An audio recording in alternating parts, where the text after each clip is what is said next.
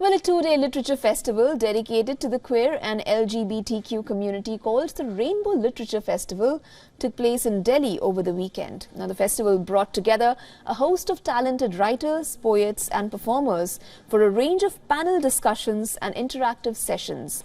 Take a look at this as we come to the end of this broadcast. Stay tuned.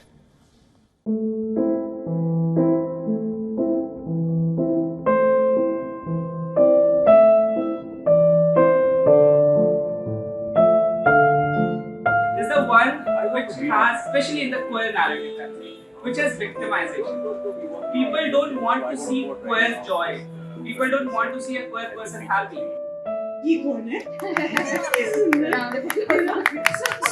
I think yes, you're right. Allies can't be sitting in that aisle. Allies have to be sitting here only.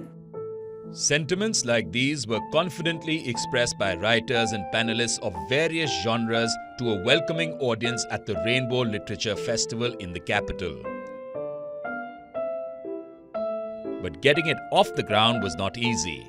The amount of mainstream support and visibility the LGBTQ community got during Pride Month did not exactly convert into commercial support when needed.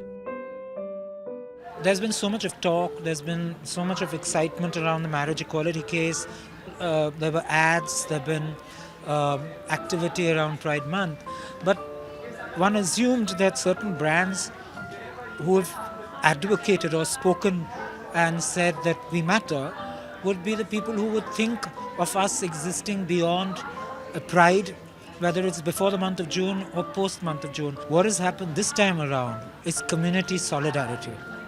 And when you see the various community groups that have been supporting this festival, some of them are very political, they're from different parts of the country, they've just gone all out.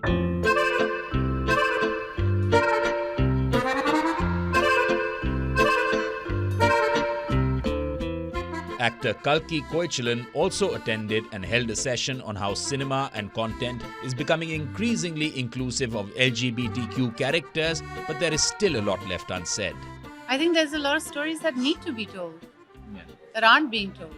There's a need to talk about it because it's a very big community around the world. I have cousins who live abroad, who are married, two women, and they both had IVF and children. So that's something you can't do here. You cannot get married and have kids, and that's a huge deprivation of life.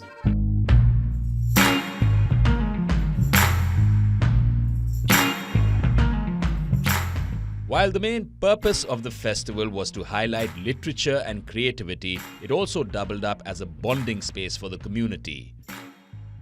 What was encouraging to hear was how small towns and Tier 2 and 3 cities are also holding their own smaller versions of workshops and events. I've been in India 3 weeks. I've done 17 flights. I'm exhausted. But my very last one that I've just come back from yesterday was Raipur. They actually invited me there to come and talk about pleasure and sexuality. So I think that there is an appetite, there is an interest, and there's definitely an understanding that we need to understand more. If you visit any of our bookstores, you'll see a section called the Q list. And that is a curation of books which talks about gender, sexuality and inclusion. And for us, it's always been an important part of our overall curation. In fact, increasingly, we are reaching out to institutions that they should have books around these topics in their offices, in their institutions, in schools, because if people read this literature, right, only then will sensitization increase. Will the Rainbow Literature Festival become an annual event? Well, that depends on the support it gets, but it surely is a strong step towards coexistence. The future generation on my left, the older generation behind me, and behind that, a queer literature festival. All come together in harmony on the grounds of a neighborhood residential club in the capital.